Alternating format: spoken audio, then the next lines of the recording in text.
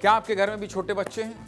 अगर हाँ, तो आपके लिए खबर बहुत जरूरी है, क्योंकि जिस कार्टून को आप बच्चों को शांत रखने का तरीका समझ रहे हैं, दरअसल वही कार्टून आपके बच्चों को बीमार कर रहे हैं और उनके बोलने की शक्ति को कमजोर कर रहे हैं। टीवी, कार्टून, मोबाइल से बच्चों को दूर रखिए। अक्सर हम क्या करते हैं, घर के छोटे बच्चे परेशान न करें, ज्यादा हल्ला न करें, इसलिए क्या करते हैं, इसके लिए बच्चों को टीवी या मोबाइल में कार्टून लगा कर दे देते हैं, जिसे बच्चे बहुत मन लगा कर देखते हैं और घंटों घंटों तक बिना इधर उधर किए टीवी और मोबाइल से चिपके रहते हैं। और अगर कभी कार्टून ना लगाओ तो बच्चे रोने चिल्लाने लगते हैं। ऐसा ही होता है भाई, मेरे बच्चे भी करते हैं। लेकिन अगर आपका बच्चा कार्टून का दीवाना है, आपके घर का नन्हा सदस्य घंटों तक मोबाइल से चिपका रहता है, तो आपको सावधान और सतर्क कर रहा हूं, ध्यान दीजिएगा, क्योंकि कार्टून की वजह से बच्चे अजीबोगरीब हरकत कर रहे हैं और किसी कार्टून की तरह या फिर किसी जानवर की तरह आवाज निकाल रहे हैं। छत्तीसगढ़ में बच्चों को लेकर बहुत बड़ा खुलासा हुआ, जिसे सुनकर शायद आप भी डर जाएंगे, दंग रह जाएंगे। पूरा रिसर्च आपको विस्तार से समझा देता हूं, देखिए।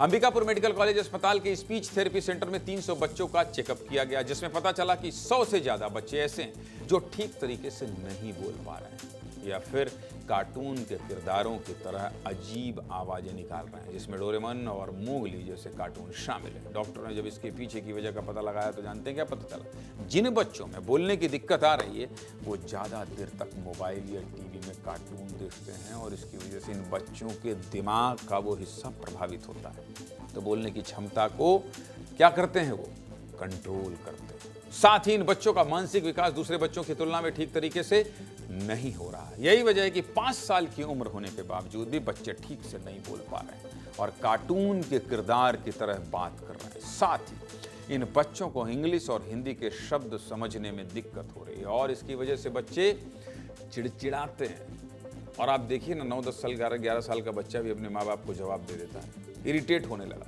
इस समस्या को लेकर मेडिकल कॉलेज अस्पताल के डॉक्टरों ने चिंता जाहिर की और स्पीच थेरेपी के जरिए इन बच्चों के बातचीत को सुधारने का प्रयास किया जा रहा है। हालांकि स्पीच थेरेपी से इलाज करने में 3 महीने से लेकर 2 साल तक का समय लग रहा है।